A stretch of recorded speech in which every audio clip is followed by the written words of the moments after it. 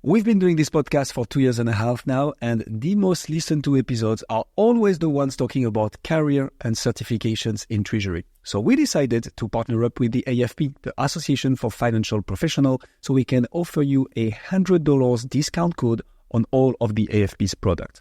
This includes, of course, the CTP, the Certified Treasury Professional, which is hands down the most renowned and recognized certification in Treasury out there. And of course, the access to the CTP exam prep platform as well. Check the link in the description to access to those discount codes and take your career to the next level.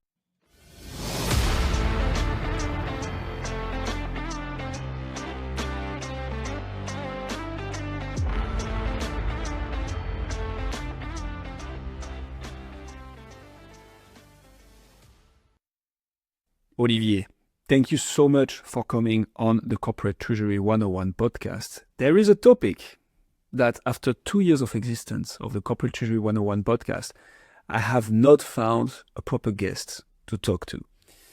And here we are. So today we're going to talk about commodity risk management. Can you explain us what commodity risk is to begin with? Sure. So first of all, I think we need to be a little bit more precise, because when we say commodity risk, it's a bit broad.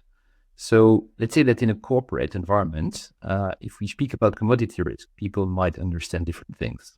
Some people might understand that we're speaking about the security of supply of the commodities. Some people might think that we're speaking about the quality, and some other about the price risk of these commodities. So essentially, the focus of today, and that's really what we're here to talk about today, is the price risk of commodity. The two other areas are very relevant to any corporate, corporate that is manufacturing anything, but they are less relevant to treasury people that we are. Long story short, commodity price risk is essentially for corporates the ability to manage the volatility of the price of their commodities, be it on the supply side or on the sales side. Okay, so how does it manifest in the first place? As I don't know, in terms of exposure, for instance, because we always talk about exposure to a risk, right? So how does commodity risk manifest itself in terms of exposure? Well, it can appear at different places in the company. For example, with the vast majority of our customers, we see that commodity price risk arise on the procurement side, because we're speaking to manufacturers. They need to buy goods, semi-finished goods or raw materials in order to manufacture their own products.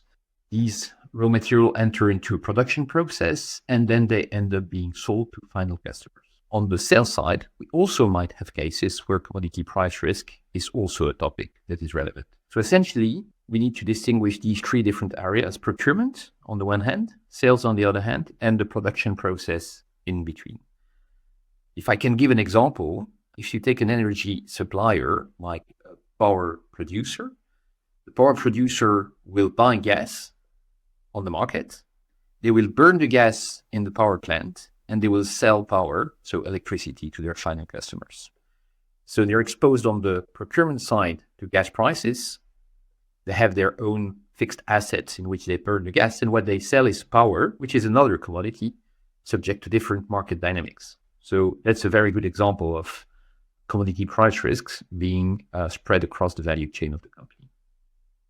If we take another example, we can use a metal refiner. A metal refiner will typically also buy the metal in a raw form, refine it, and sell it. When they will buy it at, say, LME, London Metal Exchange Market Index, minus a certain margin, because they buy it raw. Then they refine it and they sell it at LME plus a margin. The delta between the plus and the minus is their refining margin. But essentially here as well, they're exposed to commodities on the procurement and on the sales side. Sometimes it's only one-sided. If you're a mining operation, well, you're only exposed to the sales side. If you manufacture certain products which are decorrelated from the commodity market, then you might only be exposed to the buy side. But so maybe a bit of a stupid question. Can I just say, okay, whatever the price of my commodity is, I will adapt in my selling price? So say if, okay, I'm buying gas at a certain price, but in the moment I buy the gas and I need to sell it into power, another form of electricity, can I not just live adjust the price of the commodity that I sell, and boom, we're done with commodity risk?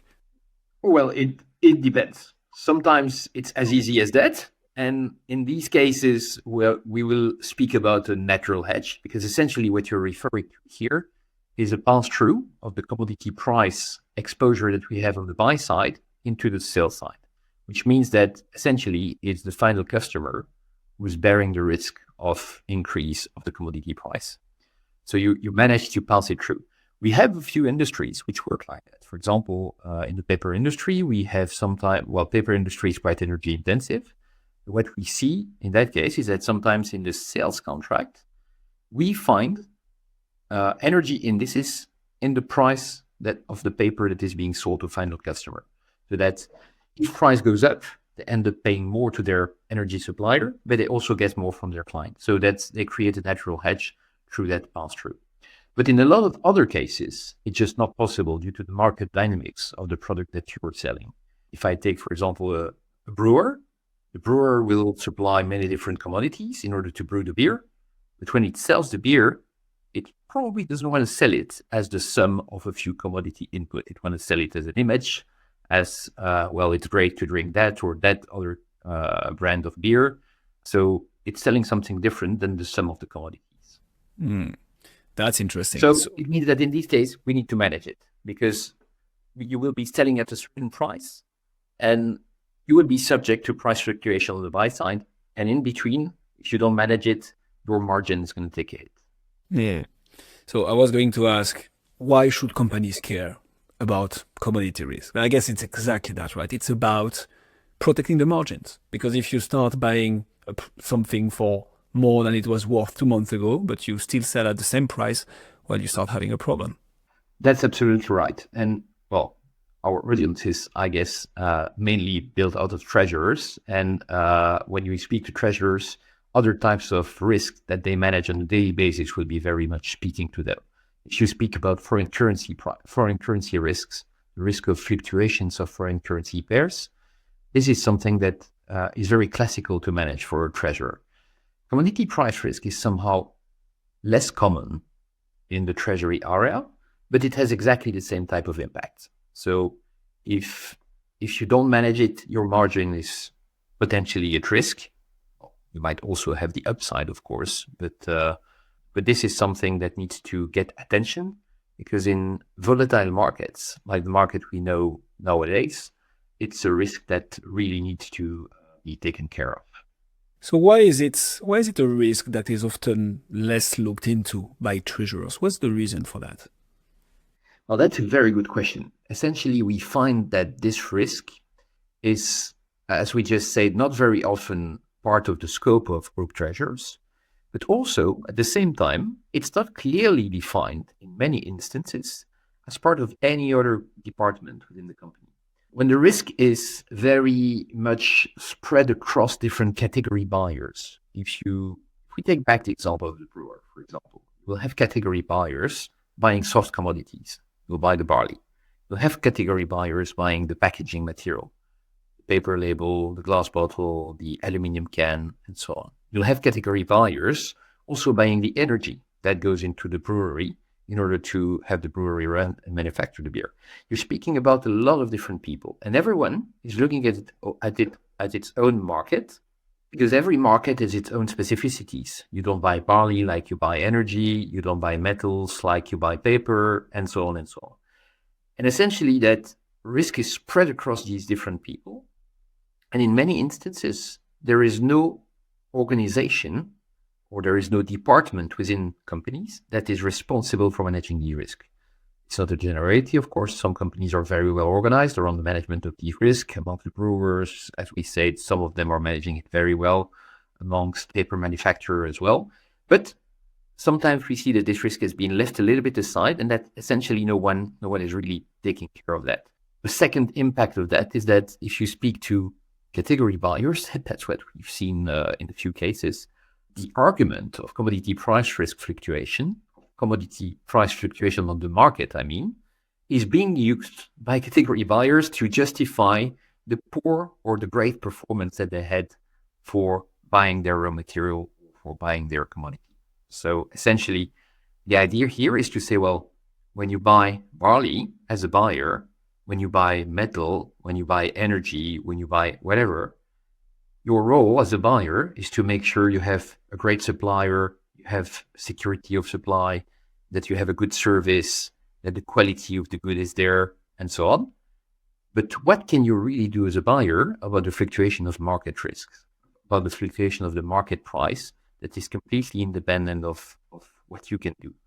And what we're saying here is that there is a business case to say, well, these risks could be extracted from the scope of the buyers themselves and could be managed together by a risk management team because their nature is very much similar to foreign currency risk, interest rate risks, and so on, which are typically managed by people with a more financial background. What are the common commodities?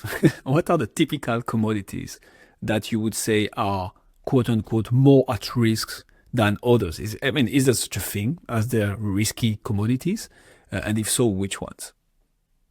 I have to say that as a gut feeling, I would say any manufacturer who's literally manufacturing a good is by nature at risk because it needs to buy things and it needs to buy these things either as a raw material or as a semi-finished product. So you're exposed to these risks. So in this case, we're speaking about metals, we're speaking about chemicals, we're speaking about plastics and so on. And then if you go one step further, every industry which is somehow energy intensive is really subject to commodity price volatility on the market because a lot of contracts will end up invoicing the cost of energy to the customer, so to these industries, as, for example, the average spot price of the day at the end of the month, so something like that. So in the end, if it's not managed, if it's not fixed somehow, or if it's not passed through to the final customer, just speaking about managing risk, I'm not necessarily speaking about the usage of financial derivatives. We'll speak about that later, Paul. But it's a question of being aware of the risk we have, being aware of the exposure, quantifying the risk due to the volatility of these markets, and knowing how we're going to manage these risks by pass-through or other initiatives. So to answer your question, I would say any manufacturing industry is somehow related to that or somehow exposed to commodity price risk. And any energy intensive industry is probably also very much at risk here. Right. That makes a lot of sense. So how do we properly manage commodity risk? And here, maybe to begin with the beginning, right? How do we properly identify, kind of gather and analyze commodity risk exposure? Like, where does it come from? Who should be looking at it? How does it all start? Yeah, the issue with that question is that, as we said earlier, to answer that question, we need to speak to a lot of people. And in order to determine precisely where the commodity risk arises, how it is naturally managed by the business due to the manufacturing process, and how it ends up in the sale price is a complex discussion because it involves many departments, procurement, production, sales. So answering to that question is the most difficult part of the job when it comes to commodity risk management project, is really understanding the nature of the risk, how it arises, how it evolves in the company, how it ends up in the final customer. Just as an example, I had a client one day who gave me a call and saying, well, I would like to know which type of derivative I need to use to hedge my commodity exposure. And the client was exposed to aluminum price risk. We just said that probably that was not the first question to ask. So we engaged into a discussion with the client. We tried to understand a little bit more what they were doing, how they were buying, how they were producing their products, how they were reselling the scrap because they were buying aluminum blocks, which they were processing in a certain way. So there was aluminum scrap and they were reselling. And in the end, after a couple of days or weeks of analysis, we ended up saying, well, you just need to do nothing. Because all in all, the structure of pricing of your procurement contract, of your sales contract, of the sale contract of your scrap, of your aluminum scrap, which you're reselling to someone else, all in all makes that you're perfectly hedged. So the risk was really, really minor and marginal. We might feel that we have a risk, but we might be naturally hedged in some ways, in some cases. So a big investment needs to be done in understanding how these risks evolve and how do they arise in the company. So that's the question you were asking is the key question. So, but it's not an easy one to answer. Okay. And so what made it for that specific client that, hey, they were naturally hedged? Like what happened throughout the whole life cycle of, well, the product manufacturing that made the whole aluminium commodity being naturally hedged? How does that work? In order to understand exactly what the nature of the risk is, you need to look rather deep in the structure of the contract. So depending on what you buy, depending on the geography where you buy it as well, you might be exposed to an index, to another index. You might have certain market practices here or there, for example, for working with fixed prices or for working with an index, which is a floating market index and so on. So in order to precisely define what the risk is, you literally need to open each and every contract, supply contract, look at the pricing formula in the contract on the procurement side, analyze the tonnage or the volumes that are being purchased, the seasonality of these volumes on the buy side, on the sell side, and determine also by speaking with the sales team, how the sales team incorporate the cost, the input cost coming from the supply side into their sale price. And that is also a very interesting question. And I'm jumping to another example here, because we had an assignment one day with a big consumer product goods manufacturer. And their question was really broad, was to say, well, we want to understand what commodity risk we have. It was a big corporate, so it took a bit of time to interview different category buyers, to interview people on the sales side, on the treasury side, to know what they were already doing about it. And in the end, we defined that they were exposed to so many different commodities, but some of them, and many of them actually, were not hedgeable because there was no financial market for these specific commodities.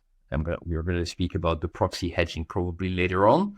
But if you want to hedge a certain specific chemical product, maybe there is no market, financial market with financial derivatives available and liquid to hedge that product. So you might end up buying a proxy hedge, which means that, for example, let's say you want to hedge diesel. I'm taking a simple example.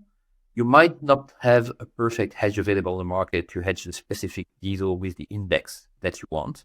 So maybe you need to end up buying a Brent future because the Brent is sufficiently correlated to diesel price, so that by hedging on the Brent, you're hedging the biggest portion of the change of your diesel price, right? So that might be an example. In the case of the client I was speaking about, they had so many exposures on so many different items, out of which the vast majority was not hedgeable, that in the end, the strategy that was recommended was a strategy that was proposing to better align the repricing frequency of their procurement side with the repricing frequency of the sales of the finished product.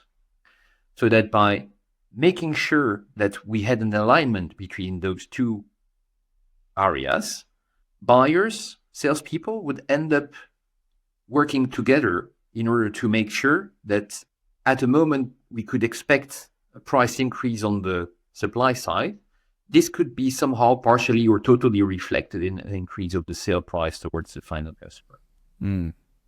Interesting. So having that natural hedge that we talked about at the beginning. It's funny to see how many of those treasury problems can just be fixed by having departments outside treasury speaking with each other, including treasury, of course. But I guess that makes a lot of sense.